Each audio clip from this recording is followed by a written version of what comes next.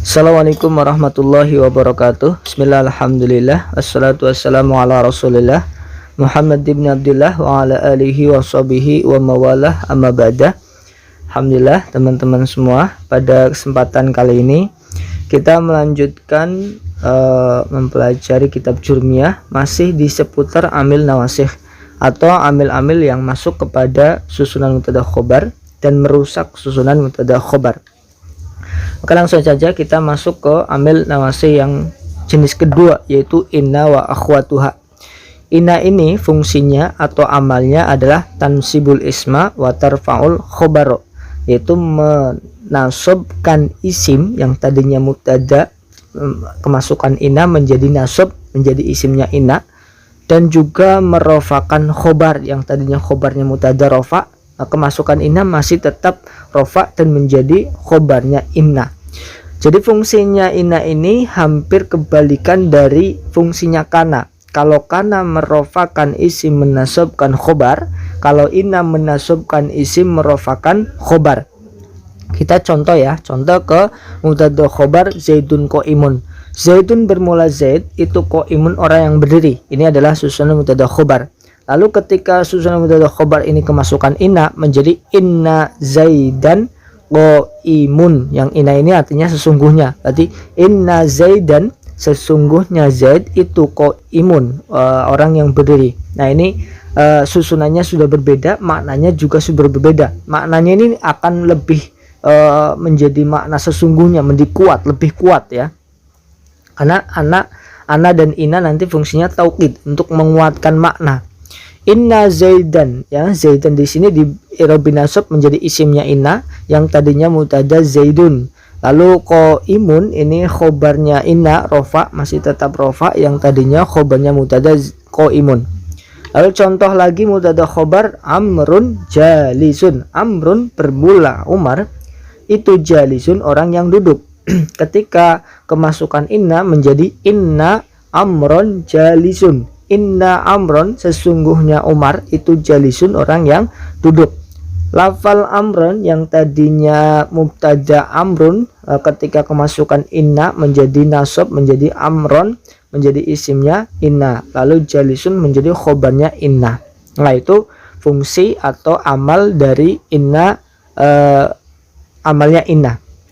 Lalu saudara-saudaranya inna atau akhwatnya inna ini juga bisa beramal seperti inna. Jadi akhwatnya inna di sini ada 5. Yang pertama adalah anak, yang kedua lakinna, yang ketiga ka'anna, yang keempat laita, dan yang kelima la'ala. Dari yang pertama dulu yaitu anna. Anna berarti lit tauqidi atau bermakna sesungguhnya, memperkuat makna. Contohnya anna zaidan qaimun. Anna zaidan, sesungguhnya zaid itu qaimun, orang yang berdiri. Ada makna sesungguhnya ya. Lah zaidan di sini adalah isimnya anna, dibaca nasab, qaimun khobarnya anna dibaca rofa. Saudara inna yang kedua adalah lakinna. Lakinna ini maknanya lil istidraqi, bermakna kebalikan makna dari lafal sebelumnya atau bermakna tetapi ya. Contohnya di sini zaidun jahilun lakinna zaidan jamilun. Zaidun bermula zaid, itu jahilun orang yang bodoh. Lakinna zaidan, tetapi zaid itu jamilun, ganteng atau tampan. Jadi lakinna di sini masuk kepada lafal zaid yang di i'rab nasab menjadi isimnya lakinna ya.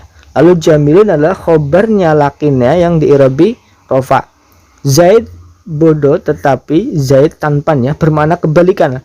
Lafal sebelum lafal setelah lakinna dengan lafal sebelum lakinna itu hukumnya berbeda. Itu saudara inna yang kedua. Lalu saudara inna yang ketiga yaitu ka'anna. Ka'anna maknanya tasbih, lit tasbihi, yaitu bermakna seperti. Contohnya ka'anna zaidan asadun. Ka'anna zaidan, seperti zaid itu asadun singa. Seperti zaid, seperti ya, atau bisa dinamai zaid seperti ya. Seperti zaid, zaid seperti itu asadun, singa. Zaid seperti singa. Nah di sini ka'anna bermakna tasbih, bermakna seperti.